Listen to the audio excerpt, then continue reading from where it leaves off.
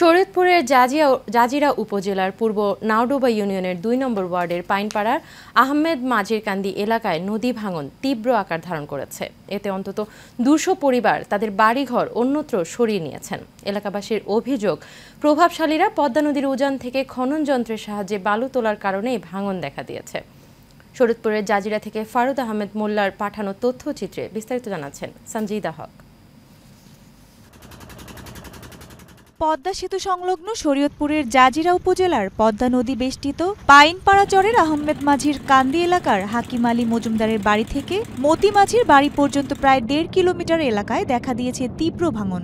গত ২ সপ্তাহে অন্তত ২০০ পরিবার তাদের বাড়িঘর অন্যত্র সরিয়ে নিয়েছে। পাশাপাশি নদীগর্ভে বিলীন হয়েছে ফসলি জমি, গাছপালা সহ বেশ কিছু স্থাপনা। হুমকির মুখে রয়েছে পাইনপাড়া মাঝিকান্দি সরকারি প্রাথমিক বিদ্যালয়, মফিজুল উলুম নুরানি মাদ্রাসা সহ আরও অন্তত ৩০০ বাড়িঘর।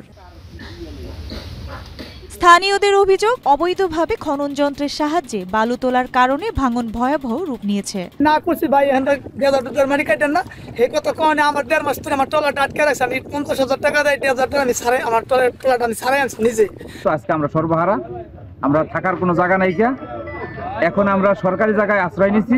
আমাদের একটাই দাবি সরকারের কাছে, যত দ্রুত সম্ভব এক্সট্রা একটা বেড়িবাঁধ এবং আমাদের ড্রেজিং কাটাগুলো বন্ধ করতে হবে। এই অশুভ ইসের থেকে পরিত্রাণের জন্য খুব দীর্ঘ যথাযথ কর্তৃপক্ষের দৃষ্টি আকর্ষণ করছি।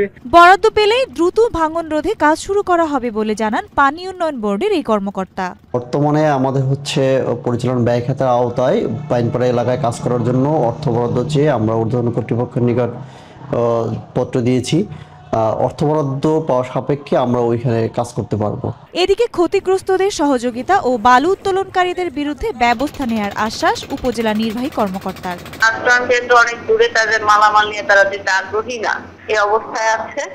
আর ওই যেখানে মাটি কাটে সেটা হচ্ছে শিবচরের আন্ডারে। আমরা শিবচরের সাথে কথা বলে যৌথ অভিযান সহ একবার চালানো হয়েছে। ভাঙন রোধে স্থায়ী সমাধান চান স্থানীয়রা।